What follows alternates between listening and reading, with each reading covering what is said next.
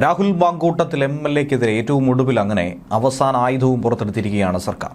Crime branch കേസെടുത്തിരിക്കുന്നു. പെൺകുട്ടികളെ പിറകെ നടന്ന് പിന്തുടർന്ന് ശല്യപ്പെടുത്തിയെന്ന പരാതിയുടെ അടിസ്ഥാനത്തിലാണ് പോലീസ് ഈ നടപടി സ്വീകരിച്ചിരിക്കുന്നത്. സ്വമേധയാ പോലീസ് കേസെടുത്തുവെന്നാണ് മനസ്സിലാക്കാൻ കഴിയുന്നത്. DGPക്ക് കിട്ടിയിട്ടുള്ള പരാതികളിൽ പറയുന്ന സ്ത്രീകളുടെ മൊഴിയെടുക്കാനും ക്രൈംബ്രാഞ്ച് ഒരു നീക്കം ഇനി വരും ദിവസങ്ങളിൽ നടത്തും. സ്ത്രീകളെ പിന്തുടർന്ന് ശല്യപ്പെടുത്തിയതിനാണ് BNS-ലെ വകുപ്പുകൾ അനുസരിച്ച് കേസെടുത്തിരിക്കുന്നത്. രാഹുലിന്റെ പുറത്തു വന്ന ഫോൺ സംഭാഷണങ്ങളും വാട്സപ്പ് ചാറ്റുകളും ഒക്കെ തന്നെ ഏറെ ഗൗരവമുള്ള കാര്യമാണെന്ന് ഇന്നായിരുന്നു മുഖ്യമന്ത്രി പിണറായി വിജയൻ വാർത്താസമ്മേളനത്തിൽ പറഞ്ഞത്. അപ്പോൾ തന്നെ ഈ ഒരു കേസ് മണത്തിട്ടുണ്ടായിരുന്നു. ഇതിനു പിറകെ പോലീസ് മേധാവി കേസെടുക്കാൻ നിർദ്ദേശം കൊടുത്തു. നിർബന്ധിത ഗർഭഛിദ്രം നടത്താൻ സമ്മർദ്ദം ചെലുത്തിയെന്ന് ആരോപിച്ച് രാഹുലിനെതിരെ ക്രിമിനൽ കേസെടുത്ത് അന്വേഷിക്കണമെന്നുള്ള പരാതി പ്രവാഹം തന്നെ ഇതിനോടകം പലയിടത്തും ലഭിച്ചിരുന്നു. ഹൈക്കോടതി അഭിഭാഷകനായിട്ടുള്ള ഷിൻഡോ സെബാസ്റ്റ്യനാണ് എറണാകുളം സെൻട്രൽ പോലീസിൽ ഇപ്പോൾ ഈ കേസിനാസ്പദമായിട്ടുള്ള പരാതി കൊടുത്തിരിക്കുന്നത്.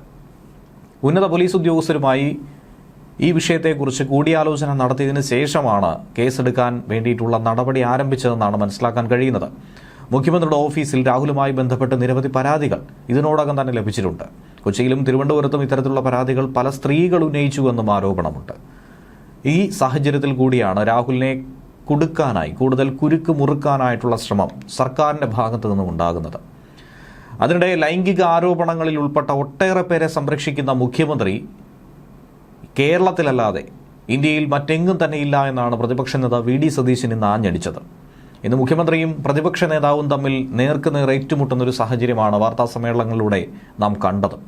രാഹുൽ മാങ്കൂട്ടത്തിൽ വിഷയത്തിൽ തനിക്കെതിരെ ആരോപണം ഉന്നയിക്കുന്ന മുഖ്യമന്ത്രി സ്വയം ഒന്ന് കണ്ണാടി നോക്കട്ടെ എന്നാണ് VD സതീശൻ ആഞ്ഞടിച്ചിരിക്കുന്നത്. മുഖ്യമന്ത്രി ഒരു വിരൽ തനിക്ക് നേരെ ചൂണ്ടിയാൽ 4 വിരലുകളാണ് സ്വന്തം നേർക്ക് ചൂണ്ടുന്നത്.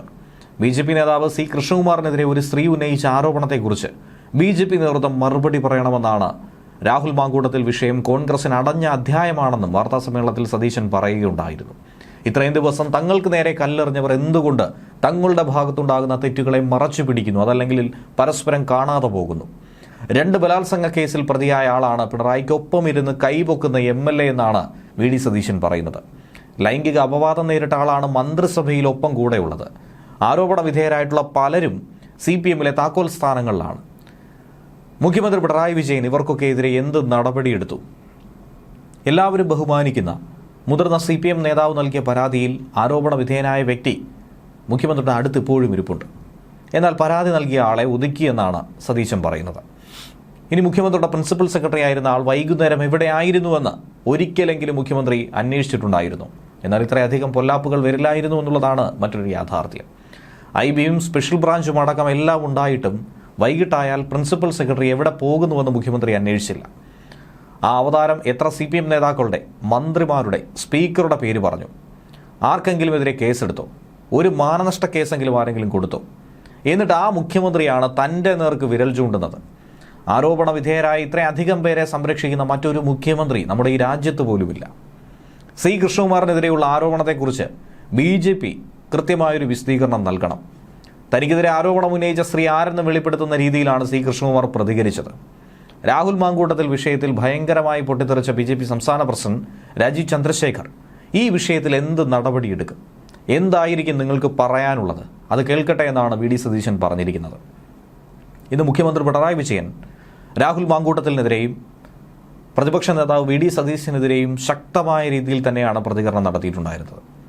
രാഹുലിനെതിരെയുള്ള ലൈംഗിക ആരോപണം ഗൗരവമുള്ള വിഷയമാണ് കേരള സമൂഹം ഏറ്റെടുത്തിരിക്കുന്നതെന്നാണ് മുഖ്യമന്ത്രി പറഞ്ഞത്. അത്തരമൊരാൾ ആ സ്ഥാനത്തിരിക്കരുതെന്ന പൊതു അഭിപ്രായം ഉയർന്നിരിക്കുന്നു. പക്ഷേ ആ നിലയിലല്ല വന്നിരിക്കുന്നത്. രാഹുൽ എത്ര നാൾ പിടിച്ചു നിൽക്കാൻ കഴിയുമെന്നറിയില്ലെന്നും ഒന്നിലധികം സംഭവങ്ങളെപ്പറ്റിയാണ് ഇപ്പോൾ റിപ്പോർട്ട് കിട്ടിയതെന്നുമാണ് മുഖ്യമന്ത്രി പറയുന്നത്. മുഖ്യമന്ത്രിയുടെ വാർത്താ സമ്മേളനത്തിൽ പറഞ്ഞ ചില പ്രസക്ത കാര്യങ്ങൾ ഇങ്ങനെയായിരുന്നു. ഒരു സംഭാഷണത്തിൽ ഗർഭം അലസിപ്പിക്കുന്നതിനെ പറ്റിയും അല്ലെങ്കിൽ ആ യുവതിയെ കൊല്ലാൻ വേണ്ട സമയത്തെക്കുറിച്ചുമുള്ള പരാമർശമൊക്കെ പുറത്തു വന്നു. എത്രമാത്രം ക്രിമിനൽ രീതിയാണ് വരുന്നതെന്നാണ് കാണേണ്ടത്. പൊതുപ്രവർത്തകർക്കുണ്ടായിരുന്ന അംഗീകാരത്തിന് അപവാദം വരുത്തുന്ന ചില കാര്യങ്ങൾ സംഭവിച്ചു. എന്നാൽ ഇത്രത്തോളം പോയൊരു കാര്യം ഇതുവരെ നമ്മുടെ അനുഭവത്തിലില്ല. കോൺഗ്രസ് ശക്തമായ നിലപാട് സ്വീകരിക്കേണ്ടതായിരുന്നു. വ്യത്യസ്ത അഭിപ്രായമാണ് കോൺഗ്രസിനുള്ളിൽ പോലും ഉള്ളത്. വിഷയം അംഗീകരിക്കാൻ കഴിയില്ലെന്ന് പലരും പറഞ്ഞിട്ടുണ്ട്. രാഷ്ട്രീയ പ്രവർത്തകരുടെ മാന്യത നഷ്ടപ്പെടുന്നുവെന്ന ദുഃഖം പലരും പ്രകടിപ്പിച്ചു ഈ വിഷയത്തിന് പിന്നാലെ. ഇത്രയൊക്കെ കാര്യങ്ങൾക്ക് നേതൃത്വം കൊടുത്ത ആളെ സംരക്ഷിക്കാൻ തയ്യാറാകുന്ന നില പ്രതിപക്ഷ നേതാവിൻ്റെ ഭാഗത്തു നിന്നും ഒരിക്കലും ഉണ്ടാകാൻ പാടില്ലായിരുന്നുവെന്നാണ് മുഖ്യമന്ത്രി പറഞ്ഞത്. പ്രകോപിതനായ അദ്ദേഹം എന്തൊക്കെയോ വിളിച്ചു പറയുകയാണ്. മുതിർന്ന കോൺഗ്രസ് നേതാക്കൾ പറഞ്ഞതിൻ്റെ വികാരം ഉൾക്കൊണ്ടായിരുന്നു പ്രതിപക്ഷ നേതാവ് പ്രതികരിക്കേണ്ടിയിരുന്നത്. കുറ്റാരോപിതരെ വഴിവിട്ട് ന്യായീകരിക്കുന്നത് അവരെ പ്രോത്സാഹിപ്പിക്കുന്നതിന് തുല്യമാണ്. രാഷ്ട്രീയത്തിന് അപമാനമായ കാര്യമാണ് സംഭവിച്ചിരിക്കുന്നതെന്നും പരാതി നൽകുന്നവർക്ക് സംരക്ഷണം നൽകുമെന്നുമാണ് പിണറായി വിജയൻ പറഞ്ഞിരിക്കുന്നത്. നിയമപരമായ നടപടികൾ പോലീസ് സ്വീകരിക്കുമെന്ന് പറഞ്ഞതിന് തൊട്ട് പിറകെ ശക്തമായ നടപടി സ്വീകരിച്ചുകൊണ്ട് മുന്നോട്ട് പോകാനാണ് നിലവിൽ പോലീസും തയ്യാറെടുത്തിരിക്കുന്നത്. അതിൻ്റെ ആദ്യ പടി